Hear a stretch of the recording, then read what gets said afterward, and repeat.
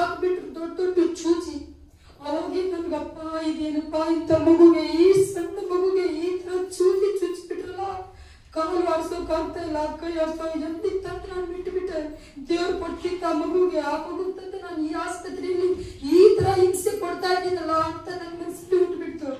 ನನ್ನ ಮನಸ್ಸಲ್ಲಿ ಅದೇ ಉಳ್ಕೊಂಡ್ಬಿಡ್ತು. ನಾನು ಇಲ್ಲಿ ಕರ್ಕೊಂಡ್ಬಂದು ನನ್ನ ಪಾಪುಗೆ ಈ ತರ ಹಿಂಸೆ ಕೊಡ್ತಾ ಇದ್ದೀನಲ್ಲ, ಈ ತರ ನೋವು ಅನುಭವಿಸೋ ಬಿಡ್ತಾ ಇದ್ದೀನಲ್ಲ, ನಾನು ಇಲ್ಲಿ ಕರ್ಕೊಂಡ್ ಬರ್ಬಾರ್ದಿತ್ತಲ್ಲ, ಅದೇ ಒಂದ್ ಮನಸ್ಸಲ್ಲಿ ಇತ್ತು. ಅದನ್ನ ಬಿಟ್ರೆ ನನ್ನ ಮನಸ್ಸಲ್ಲಿ ಬೇರೆ ಯಾವುದೂ ಇಲ್ಲ. ಪ್ರೇ ಮಾಡ್ಬೇಕಂತೀನಿ, ನನ್ನ ದೇವ್ರು ನಮಗೆ ಶ್ರಮಿಸ್ತಾನ. ಈ ತರ ನನ್ನ ಮಗು ಈ ತರ ಹಿಂಸೆ ಕೊಡ್ತಾ ಇದ್ದೀನಿ, ನನ್ನ ಶ್ರಮಿಸ್ತಾನ.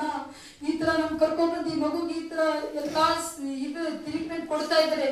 ಅವ್ರ ಡಾಕ್ಟರ್ ಹೇಳ್ತಾರೆ, ನಿನ್ ಮಗುಗೆ ಒಂದು ಹಾನಿ ಕೊಟ್ಟಿಲ್ಲ, ಅಷ್ಟು ಟ್ರೀಟ್ಮೆಂಟ್ ಆ ಮಗು ಕೊಟ್ಬಿಟ್ಟಿದ್ದೀನಿ ಅಂತಾನೆ. ಆ ಮಗು ಹೇಗ್ ತಾಳ್ಸ್ಕೊತದೆ, ಈ ತರ ಹೇಳ್ಬಿಟ್ರು ಡಾಕ್ಟ್ರು.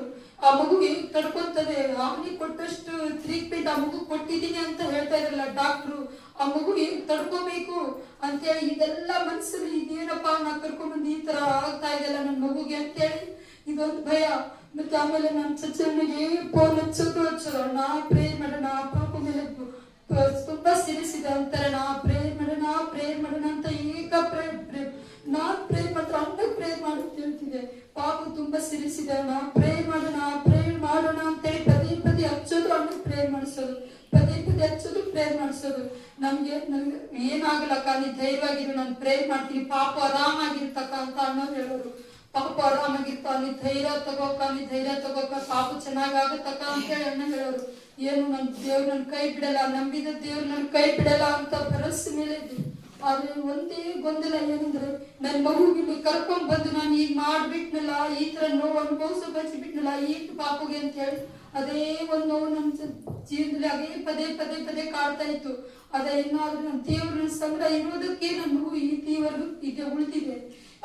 ಡಾಕ್ಟರ್ ಅಂದ್ರು, ಈ ತರ ಮಗು ನಮ್ಮ ಆಸ್ಪತ್ರೆಯಿಂದ ಒಂದು ಹೋಗಿಲ್ಲ ಮನೆಗೆ. ಈ ತರ ಇದ್ದ ಮಗು ನಮ್ಮ ಆಸ್ಪತ್ರೆಯಿಂದ ಒಂದು ಮಕ್ಕಳನ್ನು ಆಚೆ ಹೋಗಿಲ್ಲ. ನೀವು ಮಾತ್ರ ಹೋಗ್ತಾ ಇದ್ರ ಮಗುನ ಎತ್ಕೊಂಡು ಅಂತ ಹೇಳಿದ್ರು.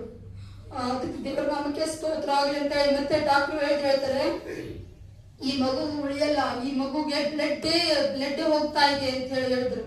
ಈ ಮಗು ಚೆನ್ನಾಗಿತ್ತಲ್ಲ, ಈ ಮಗು ಯಾಕೆ ಬ್ಲಡ್ ಹೋಗ್ತಾ ಇದೆ? ಈ ಮಗುಗೆ ಇಲ್ಲಿ ತಂದು ಬಿಟ್ಟೆಲ್ಲ ನಾನು ಮಾಡಿದ್ದು, ಈ ಮಗು ಚೆನ್ನಾಗಿದ್ದು ಮಗುನಿ ಬ್ಲಡ್ ಹೆಂಗ್ ಹೋಗ್ತಾ ಇದೆ ಅಂತೇಳಿ ನನ್ನ ಮನಸ್ಸಲ್ಲಿ ಒಂದು, ಈ ಮಗು ಈಗ ಯಾಕೆ ಬ್ಲಡ್ ಹೋಗ್ತಾ ಇದೆ, ಈಗ ಯಾವ್ದಕ್ ಬ್ಲಡ್ ಹೋಗ್ತಾ ಇದೆ ಅಂತೇಳಿ. ನನ್ಗೆ ಇನ್ನೊಂದು, ನಾನು 8 ತಿಂಗಳ ಮಗುನ ಚೆನ್ನಾಗಿದ್ದು ಮಗು ಈಗ ನನ್ಗೆ ಜ್ಞಾಪಕ ಆಗ್ತಿತ್ತು. 8 ತಿಂಗಳ ಮಗು ತೆಗಿಸ್ಬಿಟ್ರಿ, ಈ ಮಗು ಉಳಿಯಲ್ಲ. ಈ ಮಗು ತೆಗ್ಸಿದ್ರೆ ತಾಯಿ ಉಳಿತಾಳೆ, ಇಲ್ಲಂದ್ರೆ ಈ ಮಗು ಉಳಿಸ್ಕೊಂಡು ಹೋದ್ರೆ ನಿಮಗೆ ತಾಯಿ ಸಿಗಲ್ಲ ಅಂತ ಹೇಳ್ಬಿಟ್ಟಿದ್ರಂತೆ.